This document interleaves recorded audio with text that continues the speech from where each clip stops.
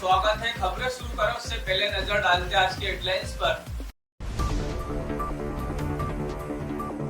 कांग्रेस कार्यालय में बैठक, 1 सितंबर को जीतू पटवारी का नीमच अगमन। सोयाबीन फसल नष्ट होने से किसान परेशान, किसानों ने कलेक्टर कार्यालय पहुंचकर मुआवजे की मांग। सीसीआई नया गांव पर कार्रवाई की मांग, उन 70 श्रमिकों ने तहसीलदार से की कुर्की की अपील।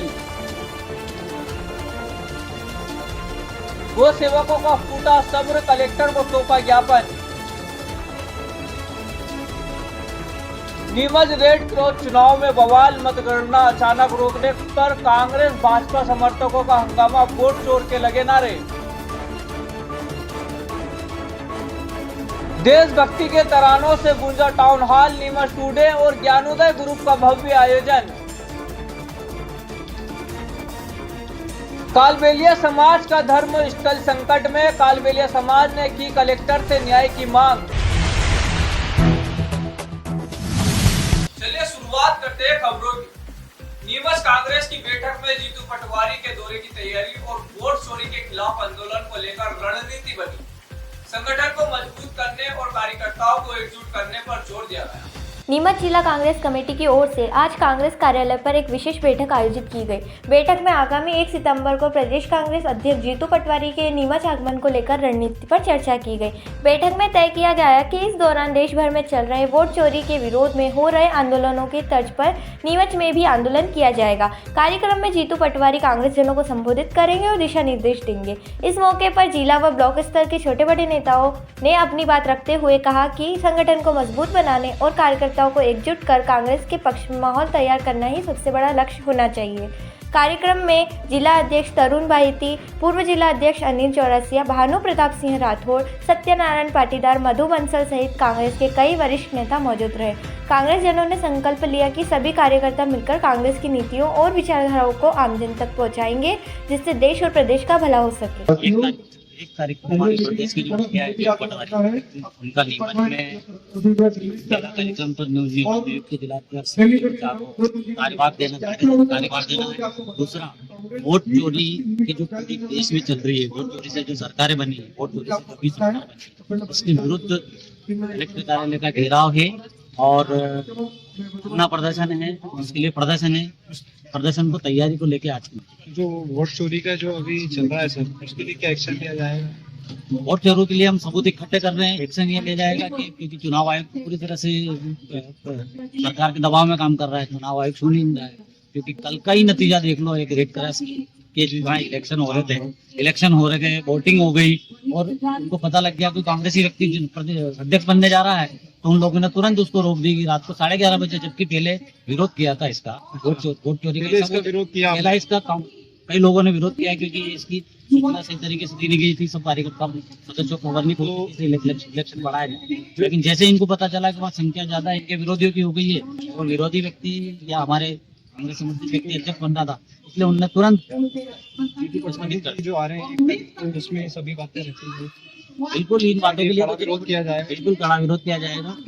हजारों की संख्या में कांग्रेस का कार्यकर्ता निकल के आएगा और नीमच की गली गली में, हर मोहल्ले में कांग्रेस कार्यकर्ता। हमारे प्रदेश अध्यक्ष माननीय जीतू पटवारी जी 1 तारीख को नीमच आ रहे हैं और वो वोट चोरी और कलेक्टर कार्यालय का घेराव करेंगे, इसलिए आ रहे हैं। और अभी कार्यक्रम तय होना बाकी है कि कार्यक्रम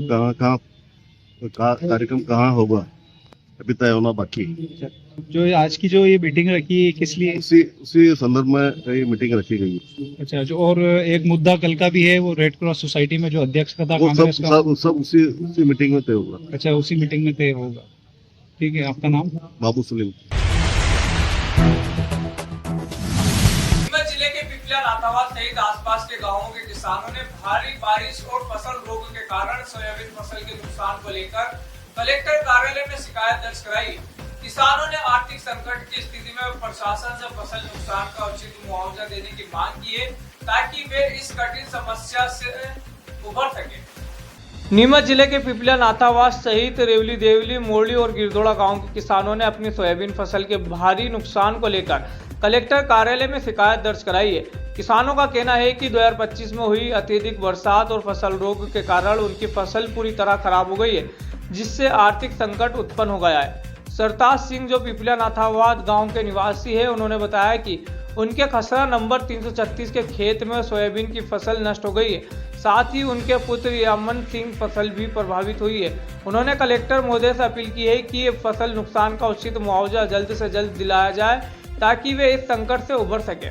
सरताज सिंह के साथ साथ रेवली देवली मोरली और गिरधोड़ा के अन्य किसानों ने भी अपनी समस्या बताई। ये किसान चाहते हैं कि उनकी बात कलेक्टर महोदय तक पहुंचे और उनकी परेशानियों का समाधान हो।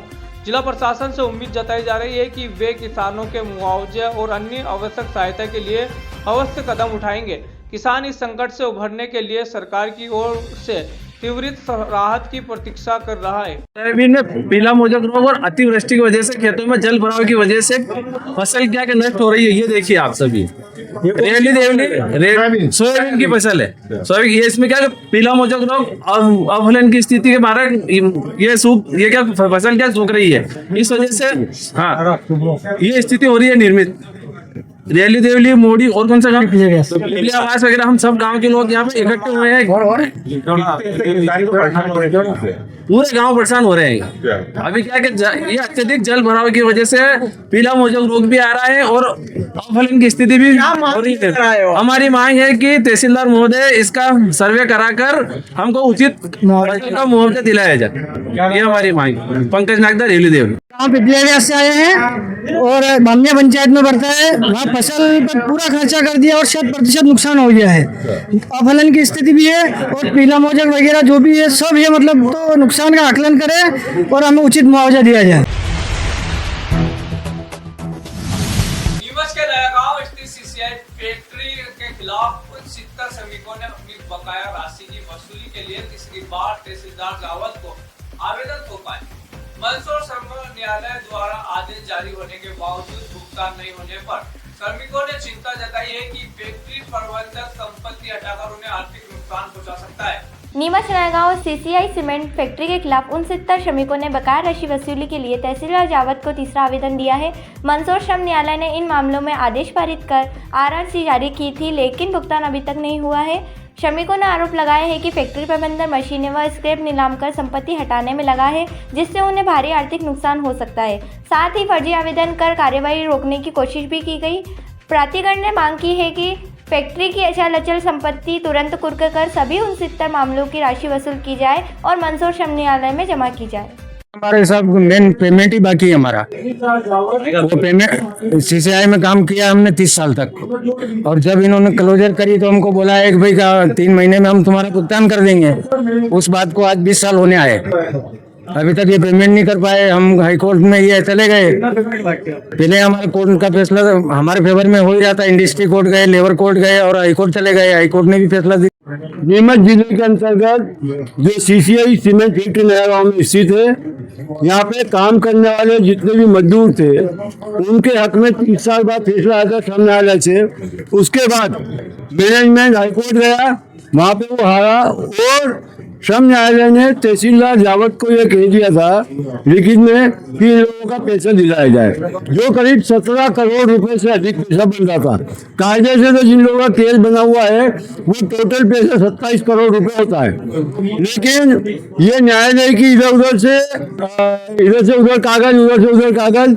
वो अंतरिम स्थिति ये है कि हाई कोर्ट में सीसीआई ने वचन दिया है कि ये जो माल बिकेगा यहाँ का स्क्रैप के रूप में हम पैसा मजदूरों को बांट देंगे, लेकिन सीसीआई सीमेंट फैक्ट्री से 80 ट्रक माल अभी तक निकल गया है और सीसीआई सीमेंट फैक्ट्री का मैनेजमेंट मजदूरों को पैसा देने के लिए तैयार नहीं है। इसी संबंध में एक आवेदन कलेक्टर महोदय के यहाँ लगा हुआ है, जो हमने तहसीलदार जावद को दिया था।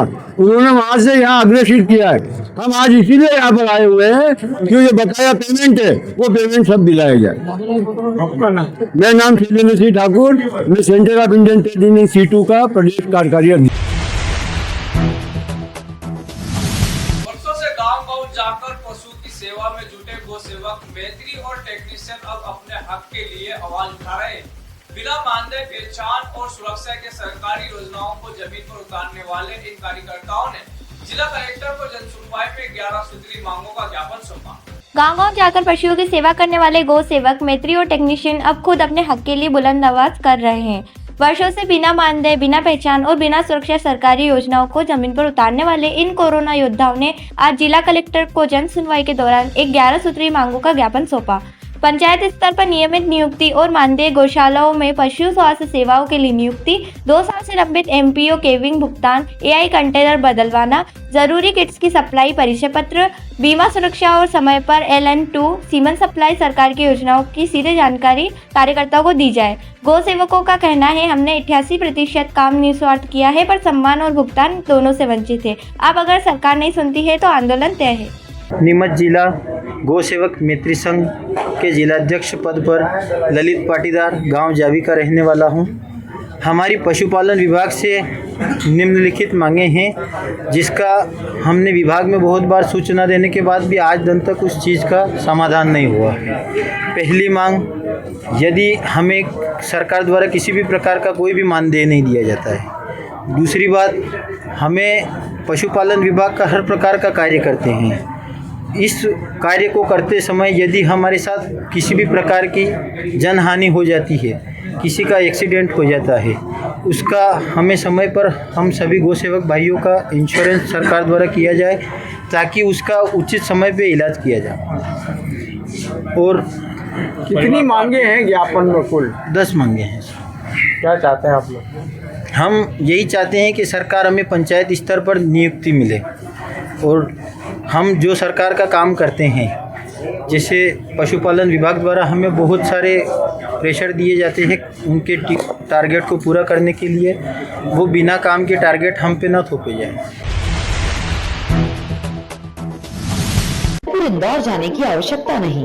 ग्यारोदर मल्टी स्पेशलिटी हॉस्पिटल नीमच में उपलब्ध है। अंचल का एकमात्र अत्याधुनिक सब सुविधा युक्त 150 बेडेड हॉस्पिटल, जहां आपको 24 घंटे इमरजेंसी सुविधा उपलब्ध मिलेगी। साथ ही सभी बीमारियों का इलाज, जांचें तथा दवाइयां एक ही स्थान पर उपलब्ध है। 20 स्पेशलिस्ट डॉक्टर की विशाल व अनुभवी टीम के साथ उपलब्ध सेवाएं, अस्थि रोग, शिशु रोग, महिला एवं प्रसूति रोग, लेजर सर्जरी, न्यूरो एवं स्पाइन सर्जरी, यूरोलॉजी, जनरल एवं लेप्रोस्कोपी सर्जरी, क्रिटिकल केयर एवं ट्रॉमा, मुख कैंसर रोग, जनरल मेडिसिन, फिजियोथेरेपी। इसके अतिरिक्त 15 बेडेड अत्याधुनिक मशीनों युक्त ICU, ultra modern 7 bedded dialysis unit, 10 bed नवजात शिशु and ICU, 4 modular operation theatre, अत्याधुनिक लैब एवं रेडियोलॉजी विभाग, सर्व सुविधा युक्त वार्ड एवं प्राइवेट रूम, 24 घंटे एम्बुलेंस सुविधा। नीमच टुडे द्वारा 79वें स्वतंत्रता दिवस के अवसर पर सैनिक सम्मान समारोह और एक शाम शहीदों के नाम कार्यक्रम टाउन हॉल में आयोजित किया गया। इस अवसर पर शौर्य से शहीदों को याद किया गया, वहीं वीर सैनिकों का सम्मान किया गया। कार्यक्रम में सहभागी बने ज्ञानोदय शिक्षण ग्रुप, पूर्व सैनिक Seva Parishad, Musafir musical group, Sakshi foundation और फाइट ऑफ नाइट ग्रुप।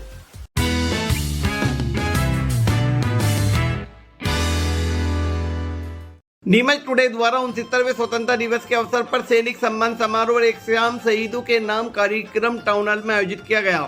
इस अवसर पर स्वरों से जहां शहीदों को याद किया गया, वहीं वीर सैनिकों का सम्मान किया गया। कार्यक्रम में सहभागी बने ज्ञानोदय शिक्षण ग्रुप, पूर्व सैनिक Seva Parishad, Musafir musical group, Sakshi foundation और fight and knights group. Town hall में तिरंगे से सजे भव्य मंच पर सांसद सुधीर गुप्ता, CRPF IG संदीप दत्ता, जावर विधायक ओम प्रकाश सकलेचा, ज्ञानोदय चेयरमैन अनिल चौरसिया, सांसद प्रतिनिधि आदित्य मालू, नगर पालिका अध्यक्ष स्वाति चोपड़ा, डिप्टी कमांडेंट आशीष भटनागर, वरिष्ठ भाजपा नेता संतोष चोपड़ा, यूथ कांग्रेस जिला अध्यक्ष भानु प्रताप सिंह राठौर, ब्लॉक कांग्रेस अध्यक्ष राकेश सहित पूर्व जिला अफीम अधिकारी MK पिप्पल, समाज सेवी जम्बू कुमार जैन और वासुदेव गर्ग उपस्थित थे। कार्यक्रम में स्वागत भाषण राकेश सोन ने दिया और संचालन व आभार ज्ञानोदय के पंकज श्रीवास्तव ने माना। इस अवसर पर मुसाफिर म्यूजिकल ग्रुप के खजान सिंह पवार के नेतृत्व में देशभक्ति के गानों की प्रस्तुति दी गई। नीमच टुडे और ज्ञानोदय ग्रुप द्वारा CRPF अधिकारियों और पूर्व सैनिकों को सैनिक सम्मान से सम्मानित किया गया।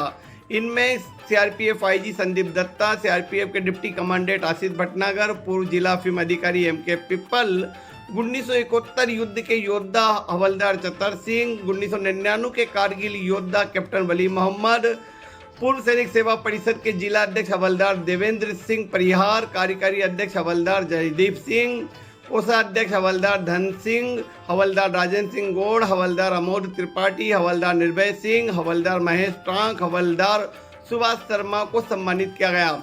इस अवसर पर 1857 की क्रांति और नीमच को लेकर पुस्तक लिखने वाले लेखक डॉक्टर सुरेंद्र सिंह सक्तावत का भी नीमच स्टूडियो ज्ञानोदय परिवार द्वारा सम्मानित किया गया।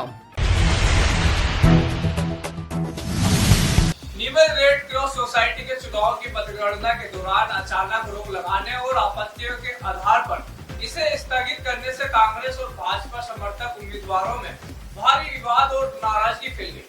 कांग्रेस ने सत्ता पक्ष पर दबाव बनाकर चुनाव रुकवाने का आरोप लगाया है, जिससे इलाके में राजनीतिक तनाव बढ़ गया है। नीमच रेड क्रॉस सोसाइटी के चुनाव मतदान के बाद मतगणना के दौरान अचानक रोक दिए गए और रात 11 बजे आपत्तियों का हवाला देकर स्थगित कर दिए गए। इस फैसले के बाद कांग्रेस और भाजपा समर्थक उम्मीदवारों ने भारी नाराजगी देखी गई। कांग्रेस ने आरोप लगाया कि हार के डर से सत्ता पक्ष के दबाव में चुनाव रुकवाया। कांग्रेस जिला अध्यक्ष तरुण भाईती ने एसडीएम को भी दोषी ठहराते हुए कार्रवाई की मांग की। चुनाव प्रक्रिया के दौरान कोरम न होने के कारण सभा पहले स्थगित हुई, फिर मौजूद सदस्यों के बीच निर्णय लिया गया कि 1:30 बजे तक टोकन कटवाने वाले सदस्य मतदान कर सकेंगे। चुनाव रद्द होने पर रेड क्रॉस भवन वोट चोर नारों से गूंज उठा। देखिए, पूरे देश में वोट चोरी का माहौल चल रहा है और वोट चोरी होते होते नीमच में वोट चोरी हो गए। जब पूरे लगातार कई लोगों की आपत्तियों के बावजूद प्रशासन ने जो रेड क्रॉस चुनाव करवाने की बात कही, उसके अंदर आज ये हालत हो गई कि जब उनको सत्ता पक्ष को लगा कि उनके आदमी हार रहे हैं, उनसे जुड़े हुए लोग हार रहे हैं, तो उन्होंने सत्ता पक्ष ने दबाव बनाकर प्रशासन से चुनाव स्थगित करवाए। अभी मैंने कलेक्टर साहब से बात करी तो कलेक्टर साहब का कहना हिमांशु चंद्रा जी का कि जो एसडीएम है निर्वाचन अधिकारी, उसकी गलती से उसकी वजह से पूरी प्रक्रिया दूषित हो गई, इसलिए हम स्थगित करते हैं। तो मेरा सवाल जिला कलेक्टर से एक ही है कि आपने ऐसे अक्षम अधिकारी को क्यों आपने चुनाव प्रक्रिया का निर्वाचन पीठासीन अधिकारी बनाया? क्या वो इस जो अगर वो कह रहे हैं कि दूषित प्रक्रिया हुई है, निर्वाचन पीठासीन अधिकारी करी है, क्या उसके खिलाफ कार्रवाई करेंगे? ऐसे अक्षम अधिकारी को लगता है कि नीमच में तो रहने का अधिकार नहीं होना चाहिए। मैं नीमच की आम जनता से अपील करना चाहता हूँ, यह गैर राजनीतिक चुनाव था, हम लोगों ने इसमें सीधे तौर से कोई हिस्सा नहीं लिया, नहीं किसी की बात करी, लेकिन जब इतनी अति हो गई, धांधली हो गई और उसके बावजूद हमें यहाँ पर सामने आना पड़ा। प्रशासन की आज सामने पोल खुली कि सत्ता का दबाव क्या होता है, ये नीमच जिला प्रशासन ने बताया है।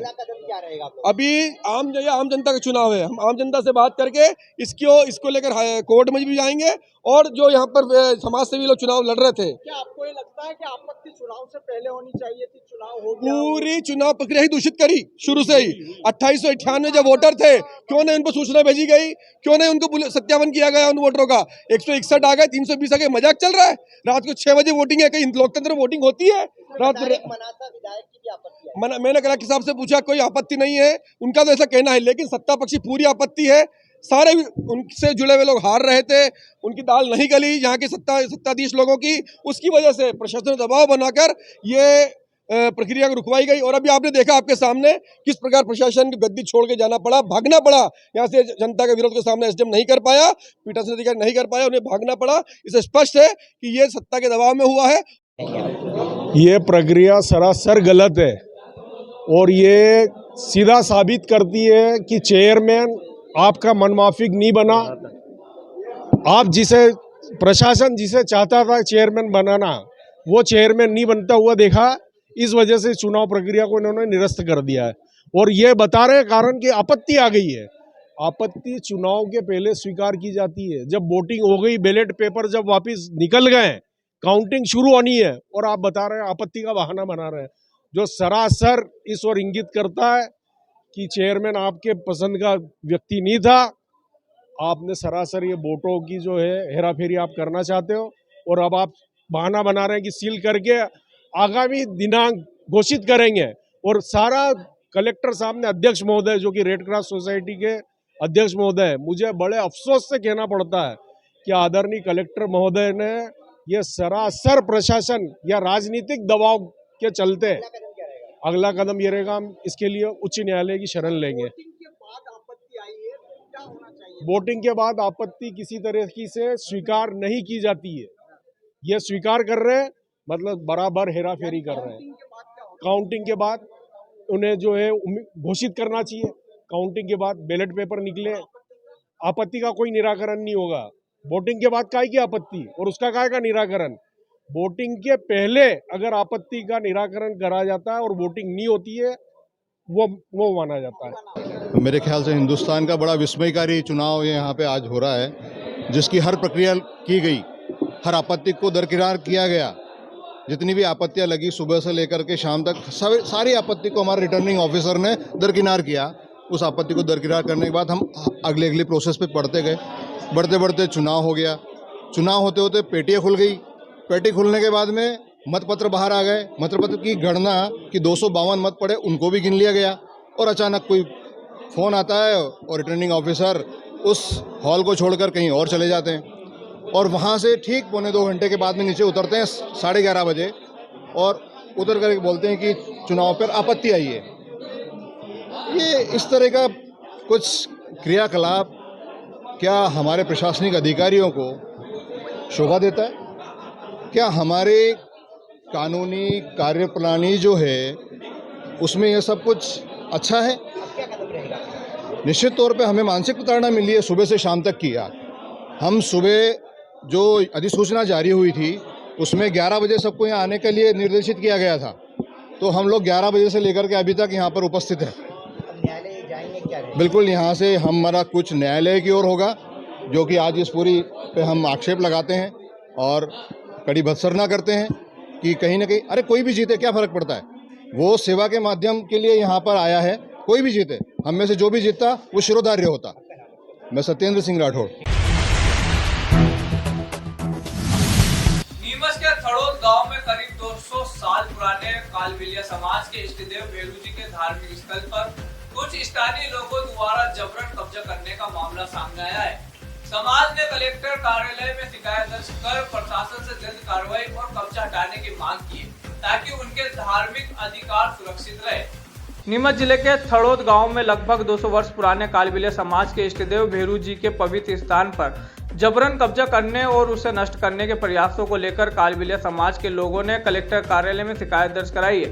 शिकायत में बताया गया है कि यहाँ धार्मिक स्थान सदियों से कालबेलिया समाज की धार्मिक आस्था और परंपरा का हिस्सा रहा है, जहाँ पूजा अर्चना के साथ साथ नवरात्रि जैसे त्योहार भी हर्षोल्लास के साथ मनाए जाते हैं।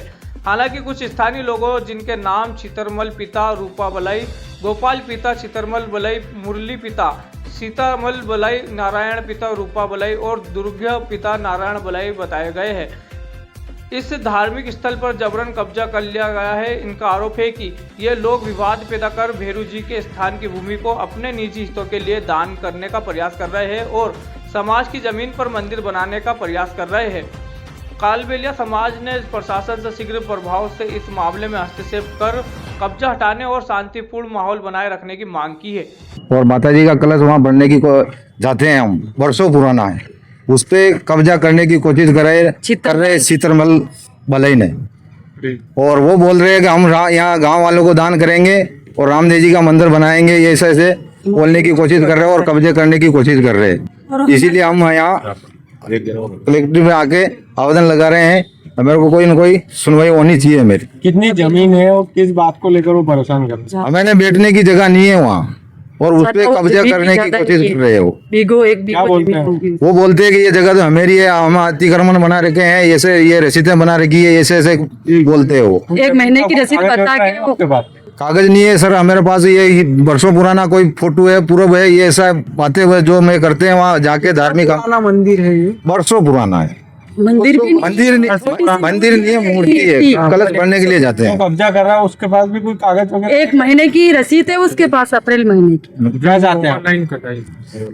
आपकी क्या मांग? हमारी ये मांग है, हमारे बैठने की जगह चाहिए वहाँ और हमारे वो खुली जगह चाहिए, क्योंकि हमारे जो वर्षों पुराना जो कोई इंसान हमारे साथ में जाता है, बैठने उठने की जगह मिलनी चाहिए। वहाँ पे रामनाथ मेरा नाम। तो यहाँ की दिन भर की खबरें चलते चलते फिर नजर डालते हैं आज के हेडलाइंस पर। कांग्रेस कार्यालय में बैठक, 1 सितंबर को जीतू पटवारी का नीमच आगमन। सोयाबीन फसल नष्ट होने से किसान परेशान, किसानों ने कलेक्टर कार्यालय पहुंचकर मुआवजे की मांग। सीसीआई नया गांव पर कार्रवाई की मांग, उन 70 श्रमिकों ने तहसीलदार से की कुर्की की अपील। गो सेवकों का फूटा सब्र, कलेक्टर को सौंपा ज्ञापन। नीमच रेड क्रॉस चुनाव में बवाल, मतगणना अचानक रोकने पर कांग्रेस भाजपा समर्थकों का हंगामा, वोट चोर के लगे नारे। देशभक्ति के तरानों से गूंजा टाउन हॉल, नीमच टुडे और ज्ञानोदय ग्रुप का भव्य आयोजन। कालबेलिया समाज का धर्म स्थल संकट में, कालबेलिया समाज ने की कलेक्टर से न्याय की मांग। इजाजत दीजिए राजा कुरैशी को, आप देखते रहे नीमच।